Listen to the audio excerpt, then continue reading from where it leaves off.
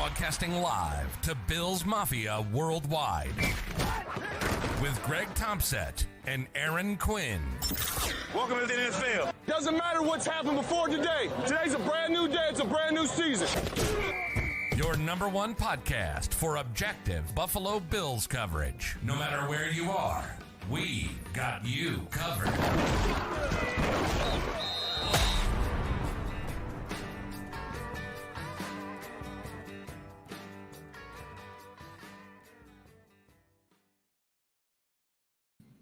Good evening and welcome to the Cover One Buffalo podcast. You are joining your host, Greg Tompsett, along with my partner in crime, Aaron Quinn, and Cover One OG, Erik Turner. Gentlemen, how we doing?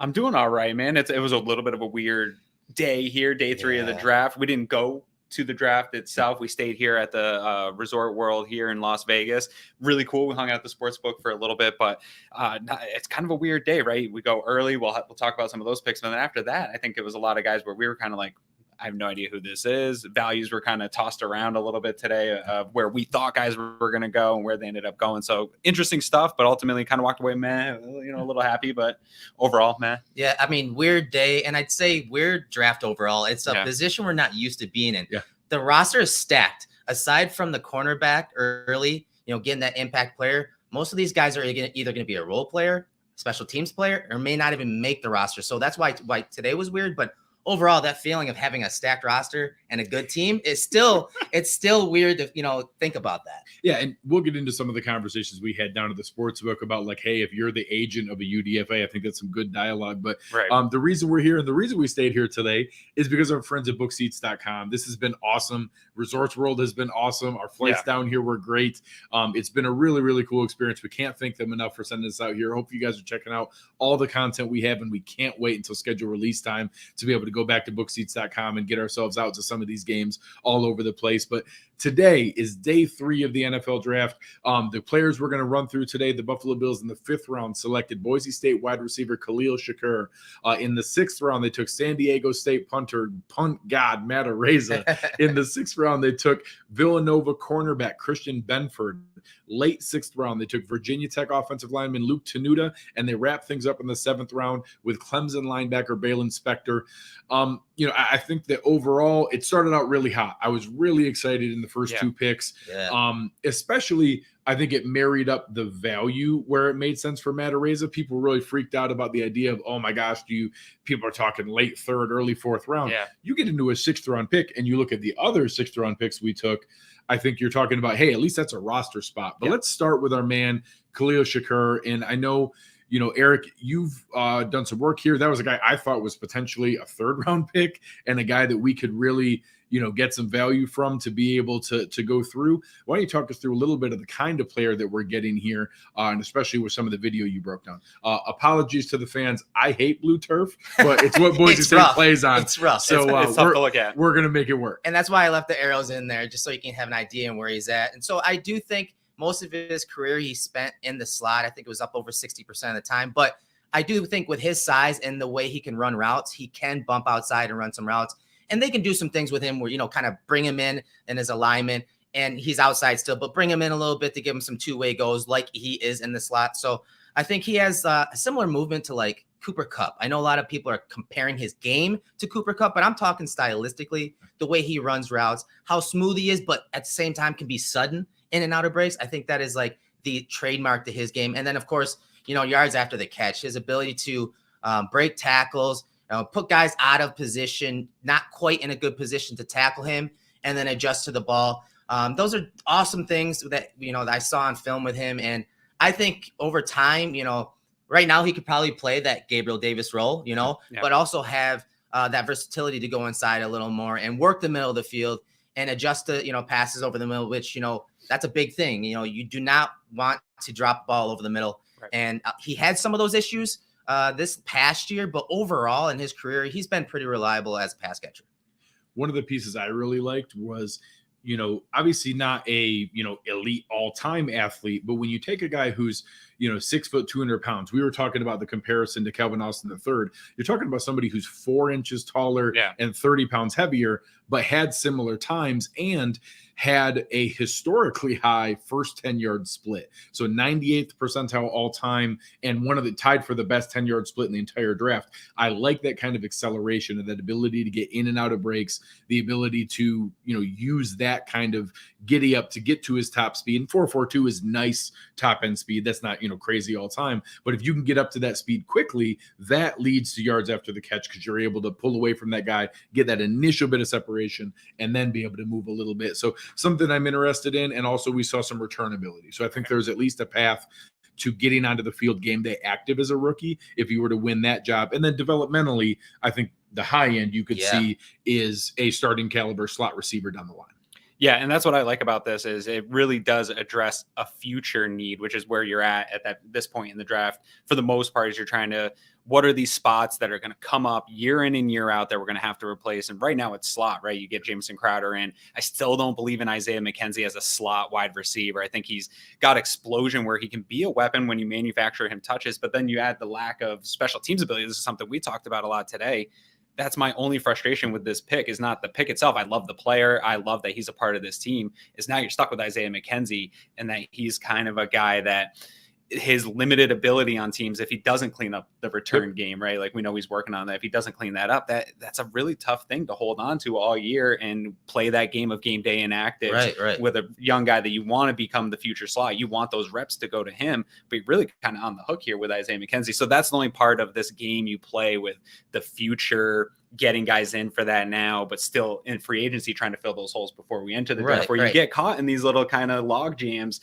The nice thing about him is that size is a little different, right? He's not an Isaiah McKenzie clone like Calvin Austin would have been, where if you take Austin, now you have Stevenson, McKenzie, and him, and that's overly redundant, where I do think Shakir isn't totally redundant with Isaiah McKenzie. He can carve out his own niche and get way to the field even with Isaiah McKenzie on the roster. Right, and that's a good problem to have. Let's start with that. Yeah. But the guys that they took yesterday, Cook, and guys like Shakir today, like there's a crossover between, the return ability of the guy they took today, the wide receiver. But then you also got to think about Cook. They can use him just like they use McKenzie on those jet sweeps, on that eye candy. You saw it all the time from Georgia. So there's some crossover, but it's a good problem to have. And hey, let the best man win. Absolutely. Well, and obviously you see the plan that they didn't know James Cook was going to be there. So they get Duke Johnson when they had a chance. Mm-hmm.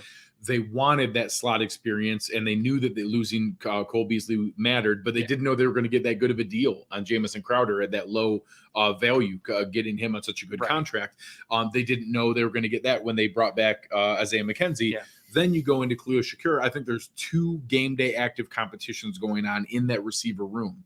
One, you have Jamison Crowder versus Isaiah McKenzie for the starting slot spot.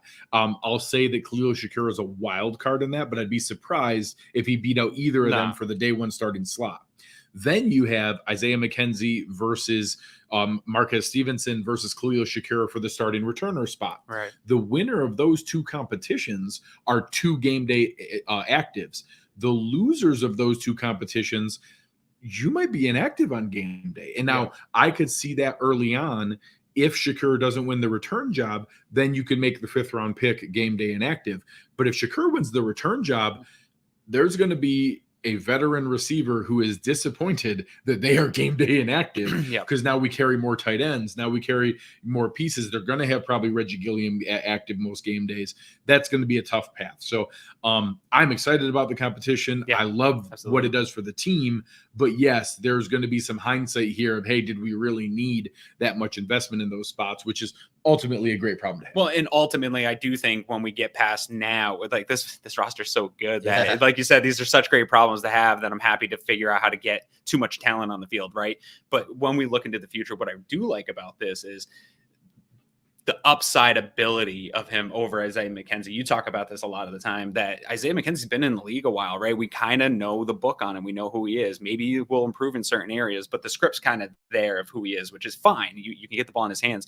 We don't know the book on Shakir here, but I do think the opportunity to be more versatile and get the ball in his hands a lot more different ways is there. And that's what excites me. Is I like this idea of a weapon like Isaiah McKenzie, but he hasn't really been versatile enough to get on the field and get those manufactured touches in enough ways. You can only do so many jet sweeps in a game. You can only get those touches. The Shakir today is not a gadget guy. He's a true wide receiver. But he McKenzie, can do it. he can do some of that stuff, but McKenzie is who he is. That's simply put.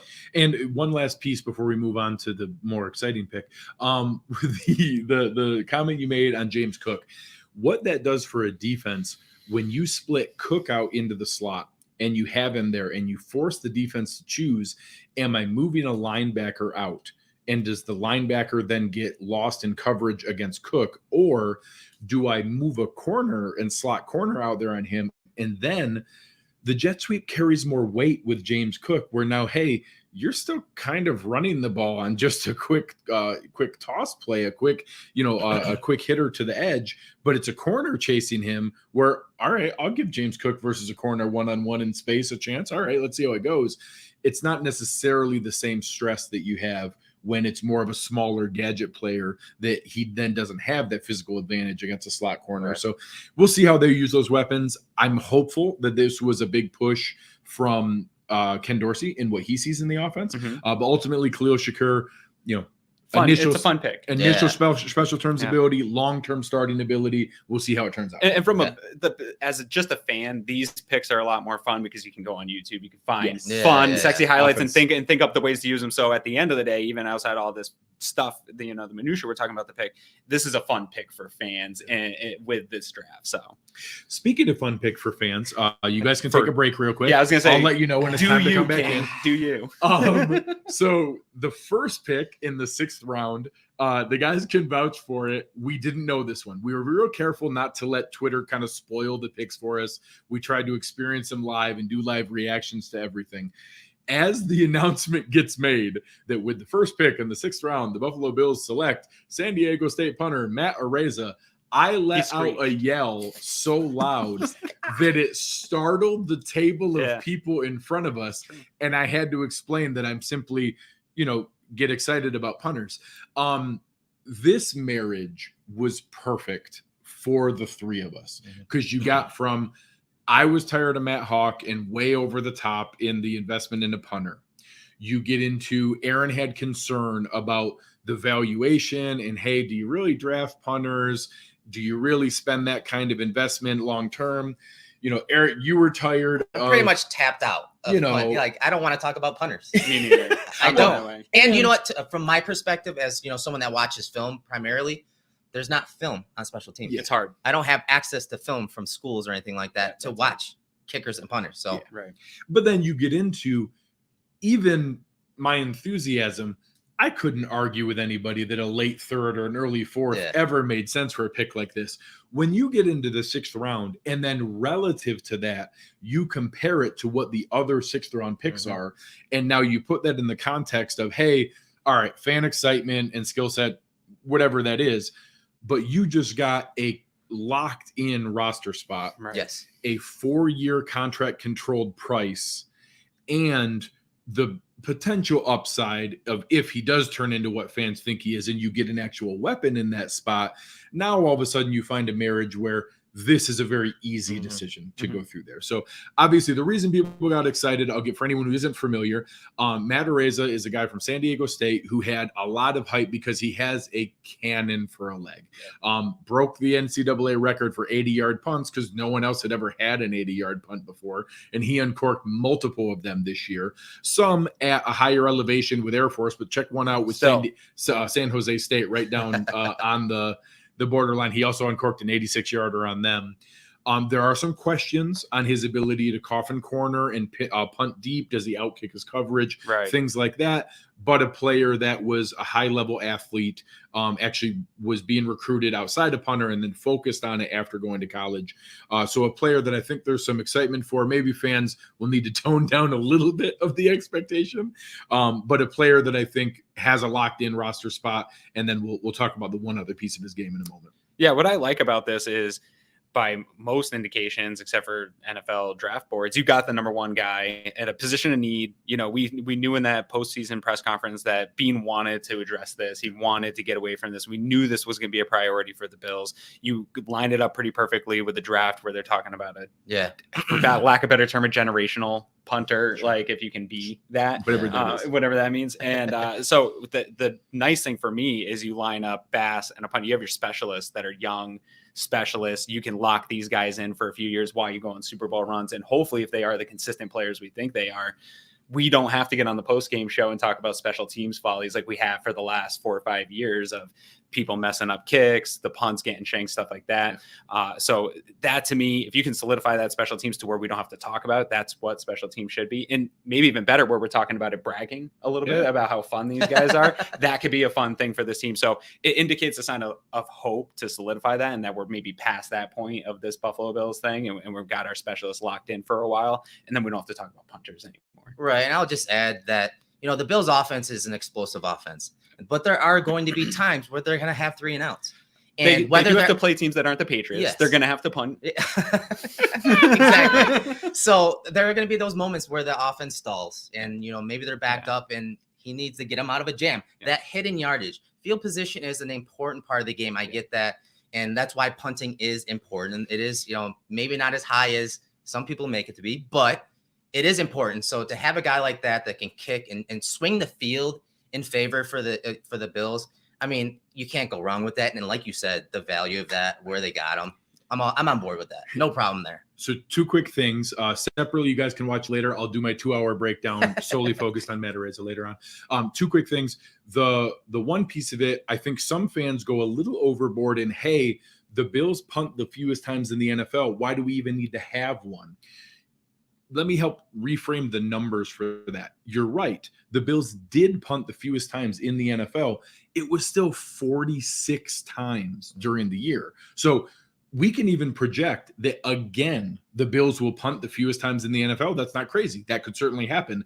It's still 46 times. Right. Like, you need someone who can have a positive impact in those moments. There were still killer mistakes in those 46 times, right? That if you can eliminate freaking 2 to 3 of those, even that's a substantial difference, and it puts you in a position. We don't track punt special teams plays when I'm tracking toxic differential and those explosive plays, but they matter, and they're built into this game. When you talk about that hidden yardage, those explosives, both good and bad, are into this punt game. So yes, maybe it's a small amount of snaps, but these are the ones you have to get right. And I talk about it all the time. It's consistency, getting it right. I don't need the big bombs. It's nice he can do that, but I want to be able to get consistency out of this position to where those mistakes aren't happening. And when you roll out for those 50 times a year, we know that that's not going to be the reason we lose a game. One last piece for that there is an open question mark in Matt Araiza's game. He has never held for a field goal in a game. The reason is he was also San Diego State's kicker. So we now have an insurance policy per se when you have those crazy things in a game where, oh my gosh, the kicker got hurt. Who the heck is going to be the kicker? And you have some position receiver coming and trying to kick a field goal, or the team has to go for it every time. There's at least a silver lining there. But what he's commented is that he knew that was going to be a requirement. So ever since the season ended, he's been working with other NFL kickers and punters on holding. And the one silver lining, I've been as cruel of a critic of Matt Hawk as anyone. He is an exceptional holder, and the Bills paid him, when they renegotiated his contract, a $75,000 roster bonus. Plus he had a $25,000 workout bonus, which means they can go to him and say, hey, we're still going to give you $100,000. Obviously, Araiza's going to be the guy here, but we're going to give you the $100,000 to work with him every day, get himself into a position where he knows the ins and outs of how to hold. You can tell him what Tyler Bass likes. You can help prepare him. And then if your agent finds a spot where another team is looking for you, we will cut you loose that day. We're not going to hold you up. We're going to let you pursue your future. Right. But can you focus on that? And we're going to pay you $100,000 to be his tutor for the summer and teach how to hold. Yeah, and like you had mentioned when we talked about that down at the sportsbook, that this is a real athlete, and I brought up that he's also been a kicker, so you think he understands exactly what a kicker would be looking for, and that kind of conversation is going to be had, and this is what you have in whole summer to do. I think that conversation about it is tough because you talk to Feely, it's super important, right? Like we talked about the importance of it, but I also do think that you can teach this to almost anybody. Like, it's kind of crazy that Corey Bojorquez has not been able to fix his ability to get this right in his career. Like the time on task type reps, this should be able to be something that they've got pretty well figured out by the end of this summer. They're going to get a lot of reps at it. Yeah. Get the reps in, get that technique down, that muscle memory on holding it and the angle and all that. But again, it's just like we're talking about those big kicks. Like there's hidden yardage in there, and it's important. And you can incrementally help your team and help your special teams by just getting him to hold it. And then, along with his punting skills. Yeah. So obviously those are the first 2 picks. I made the joke that it didn't matter what happened from here on. No one could ruin my day 3 for the rest of the day. You did say that. So let's go to the next one. We took, 1AA cornerback Christian Benford out of Villanova, not a guy that I had done any work on or was familiar with. I know you've had a chance to look into a few things. Yeah. What were your thoughts of what we've seen from Christian Benford? Obviously, if you look at his stats, he's got a lot of ball production, but mainly this past season. This past season, he had 7 interceptions and 15 PBUs. But overall for his career is 9 interceptions and 24 PBUs.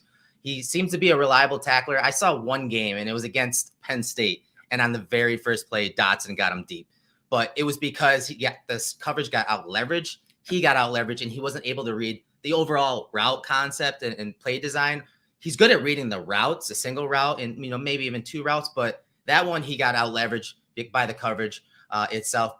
And of course, Dotson's. I was gonna say it's a tough matchup in general, right? He's pretty good, yeah. And he didn't have the closing speed to make up for it on that deep post. But overall, off corner, good size. Decent tackler. I think his missed tackle percentage was like 5%. But he's going to be a special teams guy, right? Like that's where he's going to be starting his game. In my mind, this is a guy who's fighting Cam Lewis at the end of camp where we're debating, hey, do they keep 5 corners or do they keep 6? And it's that saying, hey, are they both headed for the practice squad, or could one of them, carve out that final spot and be able to hang on to a 10th DB instead Nick of McLeod's a 9th probably DB? in that. Nick McLeod, Elijah Griffin. Elijah Griffin. Those kind of guys. That pile this summer. It'll be a fun battle to watch at camp, that bottom of the roster, because this could be a scenario. We were looking at that RAS score, and it kind of feels like a Levi Wallace type thing where maybe you develop him over time and he becomes probably the ceiling for a player like this is a high, reliable cornerback 3 type of thing, rotational cornerback. So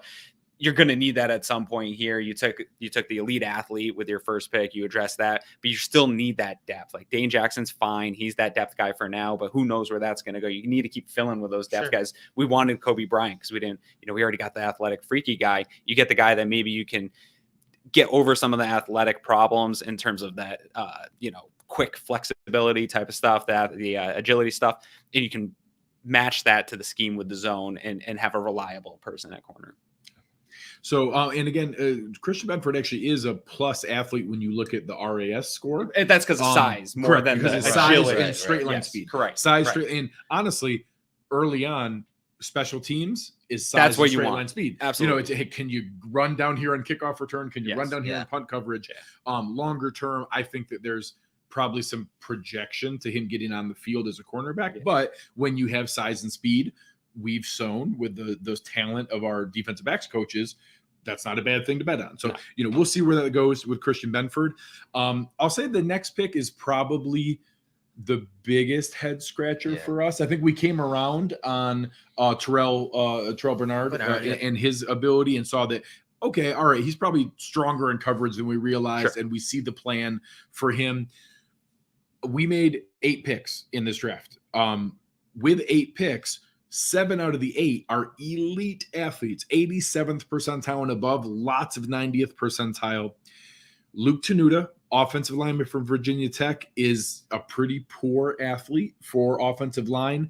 I've seen some projections. You're talking about a guy who's 6'8", but has actually kind of short arms for 6'8". Some people wondering, do the short arms translate into guard? And I know his RAS went up a little bit. It still wasn't great at guard, but it went from below average to above average. It went to above average. But 6'8" at guard is that's tough. Weird. That's tough. Weird. Uncommon. Oh, yeah. So you're talking about a guy that it's interesting. They listed him as offensive line. So that might count towards that, but I don't know if you guys saw much on him or if it's just more to come. I honestly didn't get to watch him, and I was surprised he would be the guy that they, because they go to Virginia Tech and they obviously trust Pete Harris, the scout that does VaTech. They trust him a lot. They've obviously drafted, VaTech players, and they showed an incredible amount of interest in Lecitus Smith. And this is the guy we were like, how is he still on the board for several rounds, and Chris Paul still on the board. Yeah, Chris Paul too was another head scratcher, right? That's kind of the weird thing to me about this pick is I was looking for something on the offensive line throughout this draft, and this is not a guy that came up on my radar in that search, right? But Chris Paul and Lacita Smith constantly on my radar, and that might have been sort of that hive mind that comes with these mock drafts where you're seeing these guys and a few people like them, and everybody's like, okay, this is a guy that we should be interested in. But I think it was a little bit deeper than that. Almost every smart person I know that watches football and digests it had those guys ahead of here. And so to know that they were on the board, and I still think interior offensive line was a need. I was getting frustrated at that point. Like, you got what you wanted. Like, other people were getting what they wanted. I did want interior offensive line. And I just don't know how I feel if we're going to be kicking ourselves. One of those guys, I don't think both Lacita Smith and Chris Paul will go on to have great careers, but one of those guys could go on to be one of those things where it's like, man, we really missed out. And now we got a guy that's not even being able to get onto our team.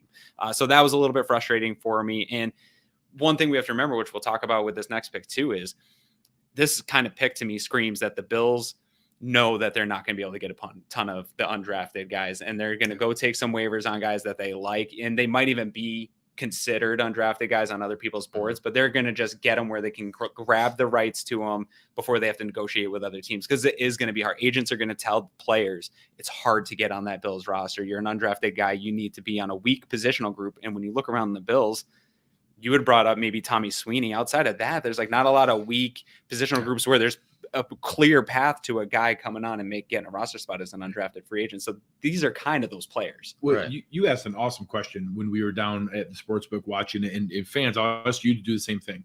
If you put yourself in the shoes of an undrafted free agent's agent, the agent representing the guys who are priority UDFAs, and you're looking at rosters across the NFL, and you come to the Bills roster and you look across the depth chart of what's there, what are you telling yourself? Oh, that's a spot. I think my guy can crack this roster. You know, and what we come up with? We said maybe Tommy Sweeney at tight end 3. Maybe tight end. Maybe a center fighting against Greg Mance as a backup center. Some like interior swing guy type. Yeah. You know, maybe a guy that could push DeMar Hamlin or Jaquan Johnson. I don't see We'll get more guys than those positions just because that's just the way it is. There's so many players. You can get some guys and they'll be camp bodies, but the top tier of that undrafted free agency of guys that could probably have a legit shot at cracking rosters, they're going somewhere else this year. I'll take it a step further. I will be shocked if a UDFA makes this roster. I will be shocked. It's a tough ask. Yeah. This is the roster. This is our team now. Like this is. But I will guarantee you, the Mafia will latch on. Will latch on to one of them. There's a receiver. There's a receiver we have to fall in love with. And they're going to freak out about him getting cut and being like, "We're going to lose him," and they'll be back on the practice squad. Someone's going to claim him. Yeah. That will happen. I guarantee it. All right, our last pick of the draft, Clemson linebacker Baylon Spector, and this was a situation where. Like the Bills have a type. The Bills have a type at linebacker. Yeah. The exact same undersized and athletic as Terrell Bernard. Undersized, athletic, great locker room presence, team leader, team captain, athletic for being undersized. Over and over again, they say, "Hey, you guys remember when we hit on Matt Milano? Let's try to do that again." Well, I got a question for you, Erik, because I will sort of listening. I haven't been able to really listen to all of Bean's stuff today about all these prospects, but hearing some of it. Do you believe, I'm not sure the Bills are in or out on Edmonds or not, but going forward in the future, they've mentioned that these guys can play inside, outside. Do you think they're going with positionless linebacker football going forward a little bit? I mean, it's possible. And, we talked about this the last couple of days. Like, what if they let Edmonds walk and maybe move a Milano to a Mike, kind of move. I know it sounds like a crazy idea, but a lot of times in this defense, regardless of what the personnel is, Milano is a stacked linebacker. He's stacked in that A gap, and he can still reach sideline to sideline. I know he's lighter, and you mentioned you're worried that getting guys like this that have that position. You go too light, too light, especially with the way offenses are going back to the heavy game because you're seeing all those the Bills are in nickel shells all the time. and nickel all the time. So I understand that, and that makes sense. But I think Spector is another one of those guys that has some of that positional flexibility, but also is a lighter linebacker. Right. But I think he's a guy that I asked Lance Zierlein about him, and he said he's a worker bee. I'm like, oh yeah, that's perfect. That's exactly what this team wants. Do your 111th, right? And he talked about, he's pretty good in zone defense. So I think he does tick a lot of those boxes that this regime pushes. I think at the least, like maybe this is not the player that makes the team, but we're knowing the types that they're looking to they're bring in it. at this They're position, right? Yeah, they're hammering home. Yes.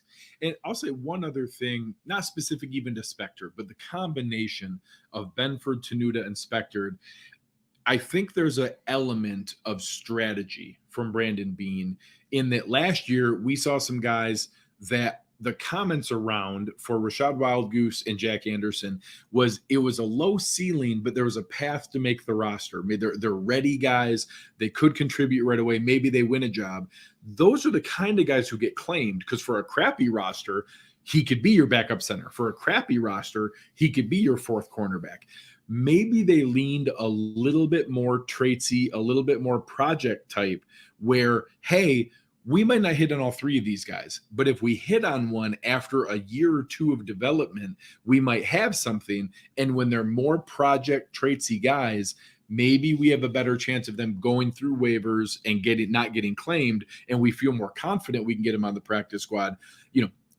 90% of that is me trying to justify guys that I wasn't ready for or didn't do research on. Sure. But at least I can see the path where maybe they're betting on upside that, hey, maybe we only go 1 out of 3 on these guys, but if we can get all of them back for 2 years on the practice squad, maybe next year we hit something on one of these guys. And yes, these are the type of guys that you have to lean on developing, right? The coaches, the coaching staff. And so let's talk about that a little bit. You mentioned, we didn't get the interior offensive lineman that we, were begging for several rounds. Well, guess what? I hate to be a Cromer homer, but you have to lean on that coaching and his ability, and his calling card has been his ability to develop offensive linemen, young offensive linemen, guys that started at tackle, but then had to bump inside, that positional flexibility type of offensive lineman. So you got to lean on Cromer. But now we're talking about 2 linebackers that were drafted. Bobby Badbich Sr. is not in the building anymore. His son is now coaching linebackers. How does that develop at that position? Sure. Especially going forward, because as you said, there's a big decision to be made about Tremaine Edmonds. And now you have 2 young linebackers, whether that, maybe Spector doesn't make the roster, but you have 2 young linebackers that need to be coached up, and it's going to be by Bobby Babich Jr. So who knows where that goes? Yeah. And one thing on these linebackers, and it's sort of that size and smaller, maybe this is a trend for the Bills going forward. Do you guys think that maybe Brandon Beane's beefing up that offense, or beefing up that defensive line would give him the ability to put smaller guys out there going in the future? Because you're going to keep guys off. Like, the reason it's bad to have smaller guys is they'll get clogged up in traffic. They're going to get stuck on blockers. If you can keep blockers off of them, which is said that they do linebackers in general, even Edmonds, does that give you a little bit of a buffer on maybe an undersized guy that, hey, if we can get the defensive line to keep these guys clean, they can use that speed and athleticism pretty freely as long as they don't get stuck on blocks? Yeah, I mean, I think the other thing we have to think about too is, okay, they got Von Miller, a different type of edge guy. They're going to be doing some different things schematically, I believe. Right. Maybe they're using a little more odd front. You think about the D tackles they brought in too. There's some positional flexibility and different types of defenses that they played in. So maybe they change up some of their, just instead of just base a 4-3 offense or defense, maybe they go to some odd type looks, in that way. And so then you can free up some of these linebackers and maybe have a couple more on field. I mean, that's just an idea, but I think something's changing. There's something going on. And I think mainly it's going to be schematically. Well, so you see the combination there. We've obviously seen a tell from Ken Dorsey. He wanted another playable tight end. He wanted more versatility in what we could do. He wanted that pass catching back with the combination of the pursuit of McKissick and then the second round valuation on James Cook. I think obviously you're seeing some small shifts. That doesn't mean we're making dramatic changes for things. How about Von Miller? Have we ever gone after a pass rusher who they're not going to make him put his hand in the dirt? No. They're not. He's going to stand up. He's going to be in the crazy wide 9. It's going to look super foreign to a lot of players, to a lot of Bills fans. We've never seen a guy way outside standing up like that. Maybe Lorenzo Alexander was the last guy we saw doing stuff like that. They're comfortable adapting and evolving and not being stuck in, no, this is what we do. We're not going to shift to the talent on the roster or the evolution of the league or the changing mindset of our coordinators and strategists. I like the fact that they're willing to look at that. Yeah, and it's time, right? Because, they've kind of maxed out their scheme. So it's time to change things up and rebrand on defense too, not just offense. Yeah, I mean, Sean McDermott talked about it a little bit this offseason. Some of these, when the media's kind of grilling him about that, 13 seconds and stuff like that, and like whose responsibility. And he kind of snapped back in one of the press conferences, like, nobody's going to put more pressure on me than me. It's that Josh Allen, like these guys are so self-scouting in the books of notes and stuff. And it doesn't always feel like it translates to a lot of fans because mistakes still happen in games. Like, oh, if you're so detail oriented, how are mistakes happening? But this is a big business where everyone makes mistakes. And so I do think they're self-scouting, and I agree with you. I think a lot of people wanted Leslie Frazier's head after that Kansas City game. And you were kind of more talking to me like, look, that's fine, but the scheme's a little bit stressed. Like they aren't able to confuse teams in the same way. They're not able to keep up with how teams are combating them. I think they took a look at that, and I think they saw the same thing here this year, and they're trying to find ways to offset some of that stuff and change up a little bit. It'll still be a lot of the same stuff, but throwing a little here and there. Especially in like third down situations, those critical moments. And they've had issues with, again, bringing down quarterback and stuff like that. But a lot of that is pre to post snap. You got to, obviously disguise some coverages and change some things and change the picture post snap, but you got to add a different element where that fourth guy is coming from. And it's hard to do when you consistently play 4 down linemen and which 4 are always rushing. So I got to sort of wrap this up because this was a weird draft. We keep saying how it felt weird, but really I do think it's a good draft. When we just kind of sit back and take this all in throughout the next day, we're going to go to the pool and soak this in a little bit with some sun. Thanks again to BookSeats. Thank you. BookSeats. That's going to be very nice.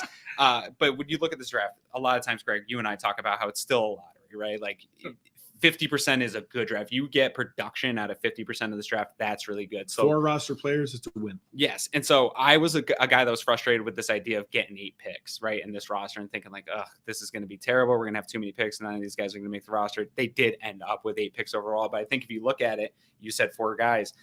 I think 5 are roster locks. Elam, Cook, Shakir, Araiza, those at least you're at 50% that I think will give you legitimate production in the next 3 years that is going to help your team take a next step. If that's true, and I think those are good odds, this would be a good draft just in that. And then if you get another starter or special team, those are all cake on top. And one piece that John, you're always a great supporter of us. Appreciate you, John. One of the things that I really like is there are comments. I know there are people who do a lot of work, who are very informed, who are educated on prospects that don't love the Bills draft. And that is totally valid and okay. Sure. I want to help reassure some fans that, one, we talk about it. Heck, we just made comments about the day 3 guys. We don't know more than the scouts on the Bills team. We're just saying, hey, these guys weren't on our radar. We don't know a lot about them. Right. I will say there are also some guys who are ecstatic about the Bills draft. Tony Pauline loved Kaiir Elam, had him as a top 15 player, had it as an A+ pick for the Bills because he was a perfect scheme fit with skill set, athleticism. Not everybody loved him that much. Right. Greg Cosell absolutely loved the James Cook pick, was calling it, had James Cook as a top 2 back in this class. And they loved it and was calling it days ahead of the draft that he was the perfect fit in the Buffalo Bills offense. I don't know if that's the case. I don't know that many people that had James Cook as a top 2, 3, or maybe 4th back in this class, but educated, informed, smart coaches do like him. So it's everything in the draft is in the eye of the beholder. Everything in the draft is scheme fit, locker room fit, culture fit. And, we did see some themes here. So Erik, what's one of the ones you picked out that maybe historically we hadn't leaned into as much as the kind of people and how they learned about how to come into the NFL? Well, I mean, you always talk about rookies and adjusting to the league and becoming professionals. You're an academic athlete, you're in school and at your universities. Well, you're going to come in the league, you're going to have to be a pro, and you have to be a pro now. You have to earn the respect of the guys in the locker room. And what better way to do that, to have a guy that, maybe has a family member that has played in the league, right? So that's something that I don't know, maybe something they like. Yeah, it appears to be something like, hey, that's why you saw the picture of Elam on the plane. He's got his playbook. He's already looking at it looked like the Chiefs. Sean McDermott sitting there crying and happy. It's like, oh my God, he asked for the playbook on the plane right here. Yeah. They come from families that know what it takes to be a professional. And that's awesome. I love it. Yeah. As much as fans don't like it, it goes back to Zay Jones, right? Like in that draft. Too. And that's one of the things they pounded the table for is like, he knows how to be a professional. When Sean McDermott came in, the process got nailed in that press conference and talked about it, and people took it and ran in a different way. What Sean McDermott was talking about is exactly what those guys with the pedigree of having NFL family already know, which is how to be a professional on and off the field 7 days a week, getting your body right, doing the film. that is what Sean McDermott was talking about, is create a culture of everybody. This is a business and you need to do your job here in the building. Yeah. And those guys already know that coming in. They don't have to be onboarded into how to be an NFL pro. Yeah. So any final thoughts for the folks here? Erik, let the folks know what they can look forward to you in the coming weeks and what you'll be working on. Yeah, I cut up most of Elam's film prior to coming here just because I had a pretty good inkling that he was one of their top choices in the draft. So I got all that cut up. I'll be doing the recording once I get settled in back home. Cut up some film, as you saw earlier on Shakir. So obviously, this is my favorite part of the draft. Studying the prospects, getting to know them and doing their background stuff is fun, and it's in projecting them into the Bills scheme. But now that I know who's going to be there, I know obviously some of the structure of the offense and defense and what they're looking for. So now I can get a cleaner projection for how the Bills could use him and things like that. So yeah, I'll be going through most of the draft. I won't say all of them. I'll definitely be avoiding Punter because, as I said, I got you guys covered. Yeah. I'm not going to be breaking down that because I don't have the film, and I probably wouldn't anyways. Yeah, it's going to become Cover One Buffalo Punkcast for the next 3 weeks. That'll be fun. No, I kind of already went through my overall view of this draft. Like, I do think if you get those 4 contributors here, this is going to be another win for Brandon Beane. I'm assuming that is going to be the case, and then anything additional will be good. This roster is in such a good position, and like Erik, my favorite part of the draft is when you get into that. Okay, now we got the guys in the building. How can we play with those new toys and open up some stuff? So that's really going to be the fun part going forward here, because it does become quite a grind after the draft. Now we got OTAs, and then it kind of just goes dark for a little bit, guys. So hang with us while we get all this content for you of how the Bills are going to utilize some of these rookies, and make sure you stay put. Yeah, listen to everything we have going on. Aaron and I will probably be doing some recap shows for the draft as we get a chance to really dive into all the prospects. So maybe a show or two here in the coming weeks, getting our reaction to the draft, and then we'll go through what we do every offseason, where we'll do a dedicated position preview at every single position on the roster, working through who the roster locks are, who the upcoming decisions are going to be on contract extensions, who might be on the roster bubble, who might be in a starting position battle, who might be some of the practice squad names to watch. We'll be looking in the coming days here as UDFAs get signed for the Bills. Again, we think it's a tight battle, but you never know. We've had surprises in the past, guys that have shocked us in their ability to make the roster, so we'll see where that goes. But overall, this has been a ton of fun. Thanks again very genuinely to the guys at bookseats.com. This has been an amazing trip. We've been able to bring you guys outstanding coverage the entire time. This has been an awesome trip. We can't wait to partner again with it in the future. And when we get to schedule release time, you guys are going to see some awesome promotions and information from them on all the trips that you guys can make to go represent Bills Mafia out there on those visiting sites. But ultimately, this was a ton of fun. We thank you. The chat was awesome today. This is great. We're going to be cutting everything up. You'll see a couple more pictures as we go around Las Vegas. But on behalf of Erik Turner and Aaron Quinn, I am Greg Tompsett. You've been listening to Cover One Buffalo, and